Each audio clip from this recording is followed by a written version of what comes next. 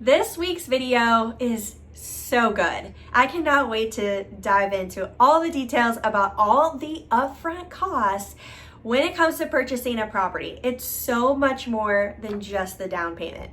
Hi, I'm Stevie with Keller Williams here in Jacksonville, Florida, and let's just dive into all the upfront costs when purchasing your first property.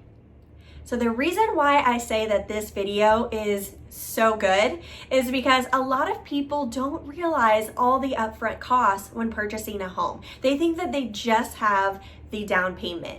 And this is so great right now that you are sitting where you're at and you're watching me and educating yourself so that you can be fully prepared when it comes to buying a house. I want you to be financially ready and for you not to feel blindsided or that you had no idea of all of these costs. So let's just get right into it. Do you have a copy of my home buyer guide? If not, please reach out to me so I can get this over to you. It's full of so much valuable, packed with all the content that you need to know when it comes to purchasing. There is a page in my buyer guide that is solely dedicated to what we're going to talk about today, the upfront costs. Get a pen out because I'm going to be going through this with you. I'm going to be basing this off of a $300,000 property. That's our example for this video. But let's just say that you're looking for a property around $150,000 or $500,000. You can easily do the math with me throughout this video so that you can be fully prepared. Okay. First things first, so based off of a $300,000 purchase price, we're going to chat about the earnest money deposit first. Before we get into it, if you are wondering what the earnest money deposit is, where this money goes, guess what?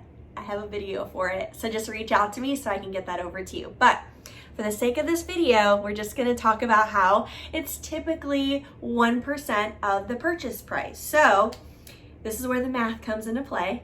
Based off of a $300,000 property, 1% of that is $3,000. So whatever purchase price you are thinking that you might be around, the earnest money deposit is only 1% of that.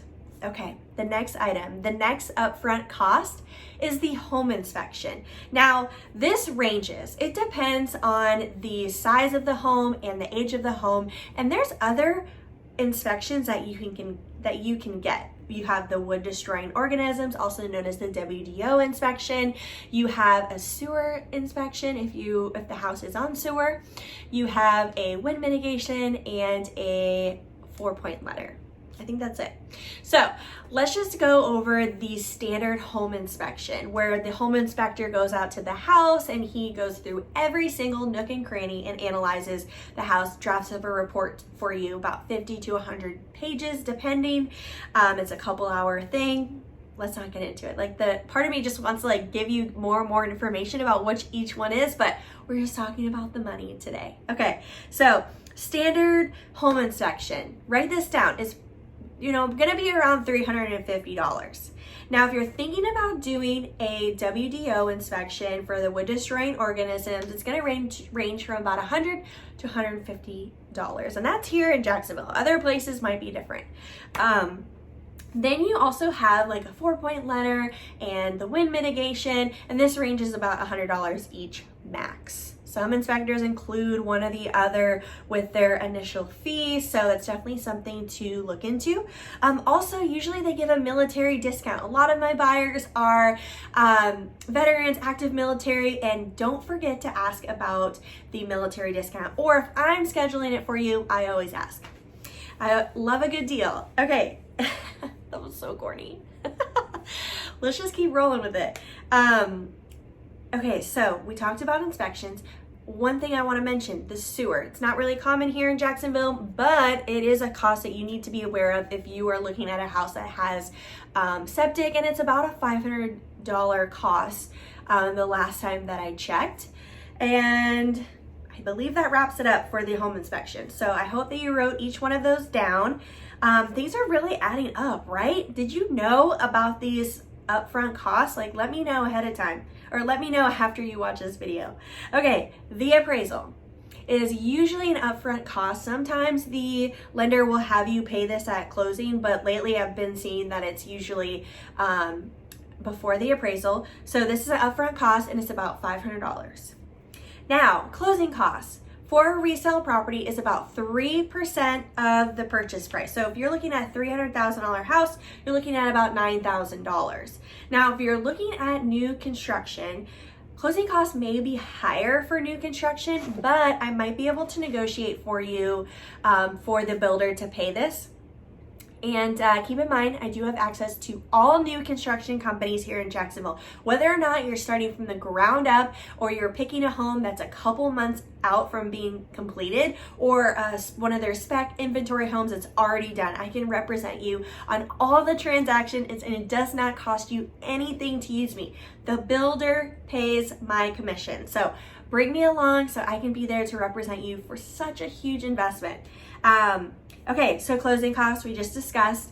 Make a note. So based off of a $300,000 house, it's 3% of the purchase price estimate. The lender can tell you the exact amount when we find like your dream home. But just for the case of this video, guesstimate about 3%, and on a $300,000 property, it's about $9,000. Huge, right? Huge. We can negotiate for the seller to pay this even if you're on a resale. Then you finally have the down payment. Gosh, just think if you got under contract on a property and you had no idea about all these other upfront costs, but you have me who's an amazing realtor and I educate you ahead of time. That's why you're here. Down payment. Let's just go over a couple basics for this video. If you're thinking about doing an FHA loan, the minimum is 3.5% down based off of the purchase price. You do not have to put 20% down. Yes, it would be great. Your monthly amount is going to be less and you're not going to have PMI on that loan, but a lot of people don't have 20%, and I just want to let you know that the minimum for FHA, which is a really common loan, is 3.5% of the purchase price. The next loan option is a conventional loan. Now, lenders have a couple different options. Some of them offer only 3% down, and some others offer 5% down, 5% of the purchase price. For a buyer utilizing the VA loan, they actually do not require any down payment. It's one of the amazing incentives of the VA loan. They have the best interest rates too. You can put money down. You will help with that monthly payment, but you are not required with the VA loan. That should wrap things up and give you a really good idea. So right now in front of you, you should be able to figure out these upfront costs based off of the example that I shared with you. But if you have questions, don't hesitate to reach out to me. All my contact information is going to be listed here.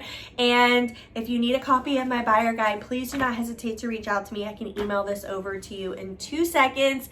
And thank you so much for taking the time to educate yourself on the home buying process and all the upfront costs. I would love to be a resource for you. So no matter what your timeline is, don't hesitate to reach out to me. And honestly, the more questions you have for me, the better. All right, have a great day, and I'll see you next Wednesday.